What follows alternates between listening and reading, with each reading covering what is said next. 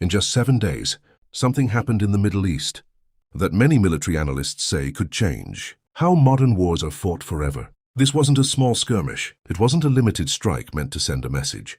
What unfolded was a coordinated assault on some of the most important pieces of American military infrastructure in the region. Radar systems worth hundreds of millions of dollars were knocked offline. Major air bases came under sustained attack. Intelligence networks that took decades to build were suddenly damaged or disabled. And the most surprising part? The targets weren't just aircraft or runways. Instead, the strikes focused on something far more important: the eyes, ears, and nervous system of the U.S. military presence in the Gulf. Because if you can't see the battlefield, you can't control it.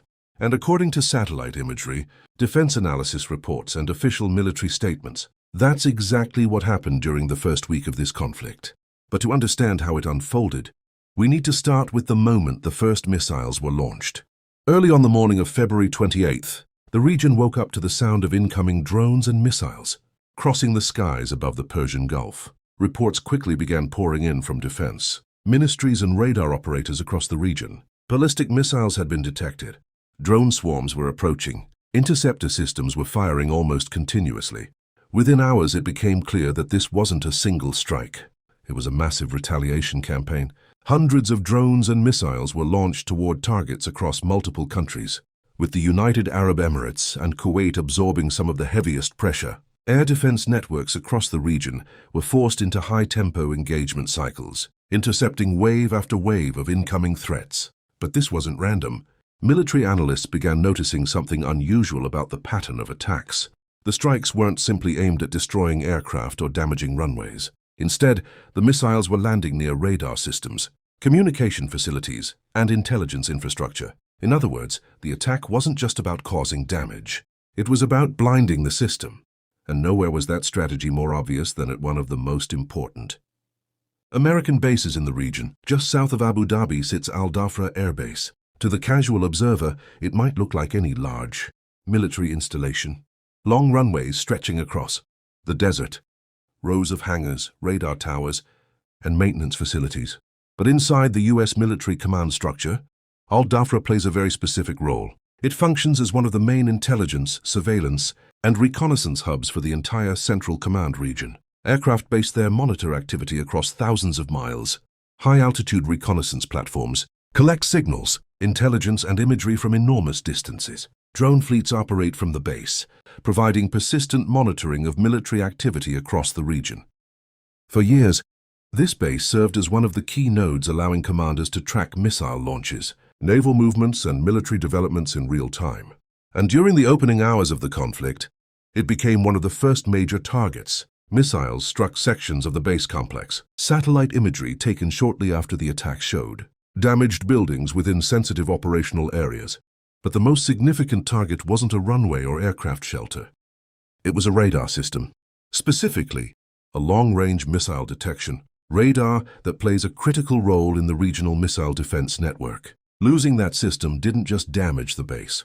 It reduced the early warning capability for incoming ballistic missiles across a huge area. And according to analysts, the way the strike unfolded reveals something about the strategy behind the attack. The assault on these facilities followed a pattern that military planners have studied for years. Instead of launching only missiles, the attack began with waves of drones. These drones flew at relatively low altitudes and approached from multiple directions. Their purpose wasn't necessarily to destroy hardened targets. Their job was to force defensive systems to engage. Air defense operators had to respond quickly, launching interceptor missiles to prevent the drones from reaching sensitive facilities. Each interception consumed valuable defensive resources. And while those systems were busy dealing with dozens of small incoming targets, something else was happening. Behind the drone waves came precision-guided ballistic missiles. These missiles were designed to maneuver during their final phase of flight, making interceptions significantly more difficult. By the time they arrived, some defensive systems were already engaged, reloading or tracking multiple targets simultaneously. That created small gaps in the defensive umbrella, and those gaps were exactly where the real strikes landed. Radar installations were hit. Drone infrastructure took damage. Intelligence facilities were disrupted. In modern warfare, that kind of targeting isn't random. It's the result of years of planning. But while the UAE was absorbing the first wave of attacks, another location further north was about to face its own crisis. About 600 kilometers away in Kuwait sits another critical piece of the American military network, Ali Al-Salem Air Base. Unlike some installations that focus on combat aircraft, this base plays a different role. It's one of the main logistical gateways for U.S. forces operating in the region. Troops, equipment, supplies, and vehicles move through this base before being distributed to other locations across the Middle East. In many ways, it functions like a giant artery in the military supply system. And during the opening days of the conflict, it became a repeated target. Missile strikes damaged aircraft shelters and facilities. Fuel storage areas were hit. Explosions and fires were visible from videos, circulating online and later, confirmed through satellite imagery. For military planners, attacks on logistics hubs can be just as damaging as attacks on combat units. Because without fuel, ammunition, and transport infrastructure, even the most advanced forces struggle to sustain operations. But the situation at Ali Al-Salem became even more complicated when another unexpected problem emerged. During the chaos of large-scale missile and drone attacks, air defense systems are placed under extraordinary pressure. Radar operators must track hundreds of objects simultaneously. Commanders must make split-second decisions about whether an incoming signal represents a hostile threat or a friendly aircraft. And in that environment, mistakes can happen. During one of the intense defense cycles near Kuwait, air defense units mistakenly engaged 3 American F-15E Strike Eagle aircraft. Fortunately, all 6 crew members survived and were recovered safely.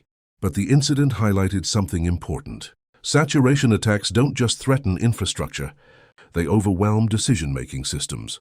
When hundreds of drones and missiles are entering radar screens at once, the margin for error shrinks dramatically. And that pressure was exactly what the attackers seemed to be counting on. But when analysts began mapping the full list of targets struck during the first week of the conflict, a much larger pattern began to emerge. At first glance, the attacks looked like a typical retaliation campaign. But a closer look revealed something far more deliberate. Across multiple countries, including the UAE, Kuwait, Jordan, Qatar, and Bahrain, the strikes repeatedly hit the same type of targets: radar systems, satellite communication domes, intelligence collection platforms, command and coordination facilities. In other words, the focus wasn't simply on destroying weapons. It was on degrading the network that allows those weapons to operate effectively. Modern militaries rely heavily on sensors and data. Radar installations detect threats. Satellites transmit information. Command centers coordinate responses across multiple bases. If those systems are damaged or destroyed, the entire network becomes slower and less effective. And according to several defense analysts, the strikes appeared designed specifically to weaken those connections. Instead of attacking everything at once, the campaign targeted the nodes that allow the system to function as a unified whole. And the financial cost of that damage quickly began to climb. By the end of the first week of the conflict, analysts began estimating the cost of the destroyed or damaged equipment. Several advanced radar systems were knocked offline. Drone infrastructure suffered losses. Hangars and support facilities were damaged across multiple bases. Some estimates placed the cost of confirmed equipment losses close to $2 billion. That number doesn't even include the cost of interceptor missiles fired in defense, repair efforts, or the operational disruptions caused by damaged facilities. But beyond the financial figures, there was also a human cost.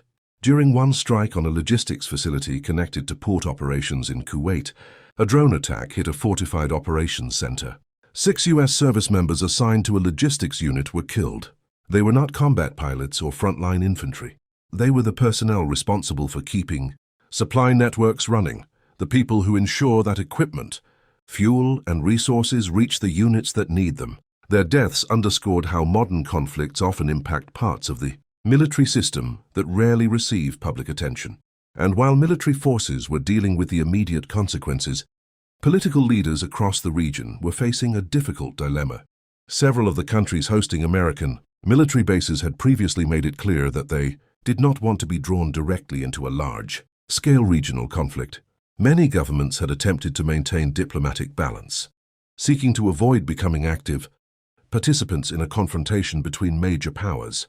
But geography complicated that position. When military bases exist within a country's borders, those locations can become targets during conflict, regardless of the host nation's intentions. As strikes landed on bases across the region, Gulf governments found themselves in a difficult position. They condemned the attacks publicly, but many also tried to avoid escalating the situation further. The result was a delicate balancing act between alliance commitments, domestic stability, and regional diplomacy. And while leaders debated strategy, everyday life in several major cities began to change almost overnight.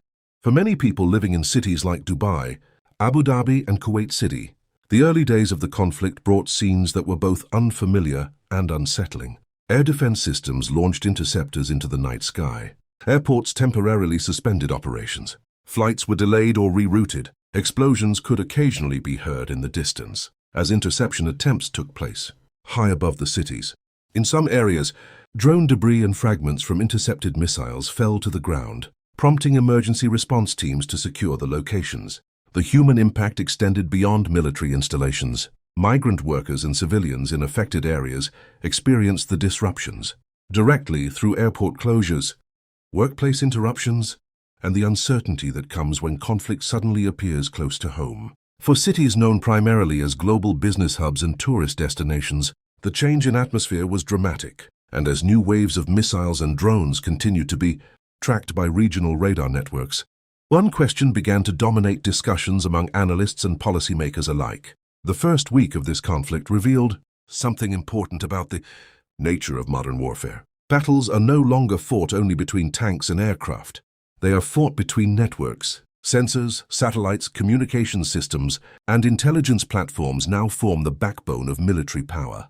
They allow forces to detect threats early, coordinate responses quickly, and operate across enormous distances. But when those systems are damaged or destroyed, even the most powerful military can lose its advantage. The strikes carried out during those 7 days demonstrated how targeting the nervous system of a military network can create ripple effects far beyond the immediate damage. Radar by radar. Node by node, link by link. The question now being asked by many analysts is simple. If those critical connections continue to disappear, how long can the system keep functioning at full strength? And as new waves of missiles continue to cross the skies above the Gulf, that question is becoming more urgent with each passing day.